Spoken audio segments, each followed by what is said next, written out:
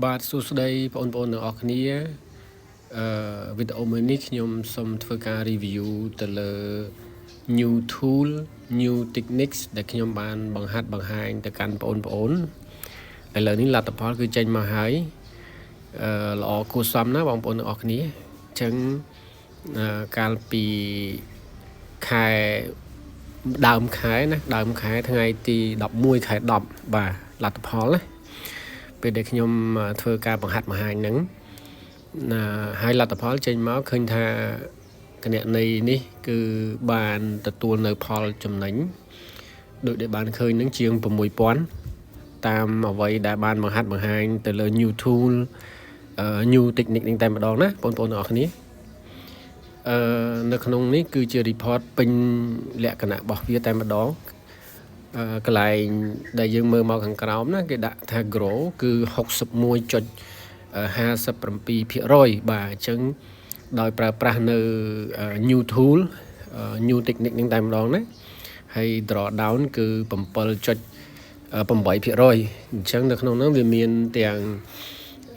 draw down វាមានទាំង grow ហើយយើងមើលទៅគឺផលចំណេញសរុបផ្នែកពណ៌បៃតងហ្នឹង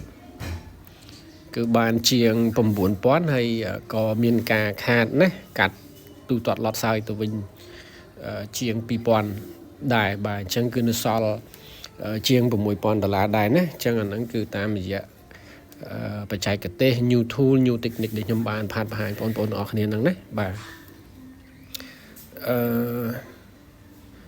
មើល report តទៅទៀតអញ្ចឹងនៅក្នុងនេះយើងឃើញថា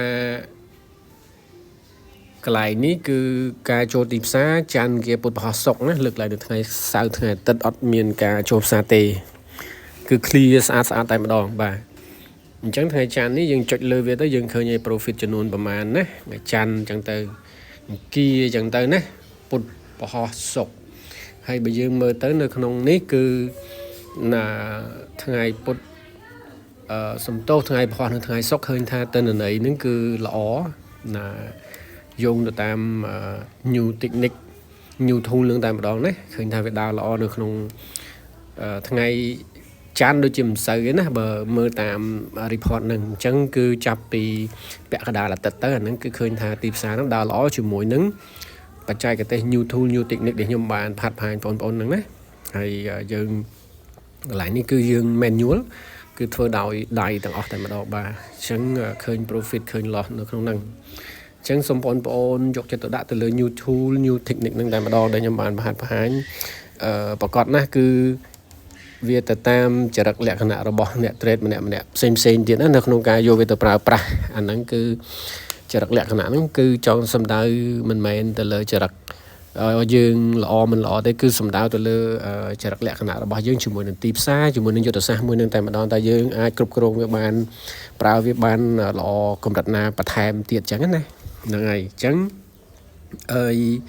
នៅក្នុងហ្នឹងគឺការចូលទីផ្សារហ្នឹងមិនមែនតែទីផ្សារមាសទេបាទមានទាំងមាសមានទាំង currency ហើយមានទាំងប្រេងអញ្ចឹងផលិតផលទាំងអស់គឺអាចប្រើប្រាស់ជាមួយនឹង new tool new technique ហ្នឹងបានទាំងអស់តែម្ដងណា